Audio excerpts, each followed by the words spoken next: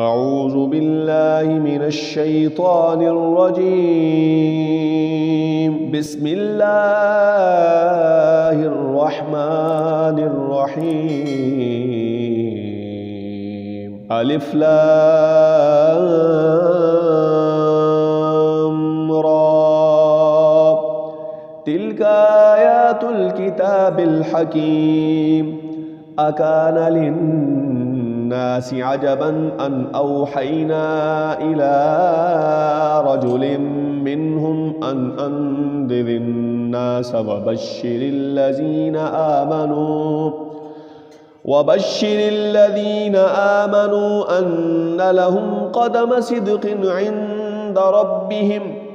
قال الكافرون إن هذا لساحر مبين.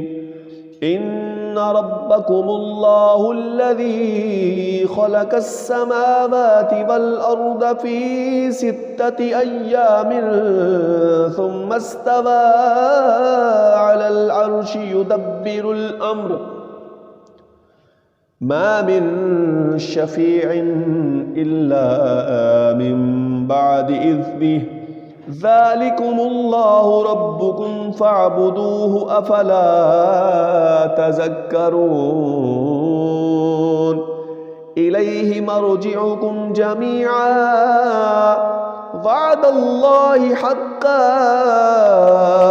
إنه يبدأ الخلق ثم يعيده ليجزي الذين آمنوا وعملوا الصالحات بالقسط والذين كفروا لهم شراب من حميم وعذاب أليم بما كانوا يكفرون.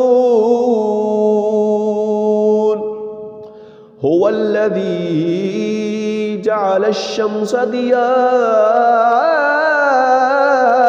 والقمر نورا وقدره منازل لتعلموا عدد السنين والحساب.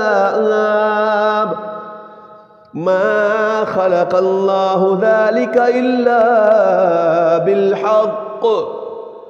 يفصل الآيات لقوم يعلمون. إن في اختلاف الليل والنهار وما خلق الله في السماوات والأرض لآيات لقوم يتقون.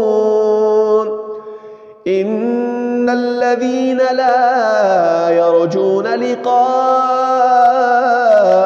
ورضوا بالحياة الدنيا واطمأنوا بها والذين هم عن آياتنا غافلون. أولئك مأواهم النار بما كانوا يكسبون. إن الذين آمنوا وعملوا الصالحات يهدهم ربهم بإيمانهم تجري من تحتهم الأنهار في جنات النعيم. دعواهم فيها سبحانك اللهم وتحيتهم فيها سلام.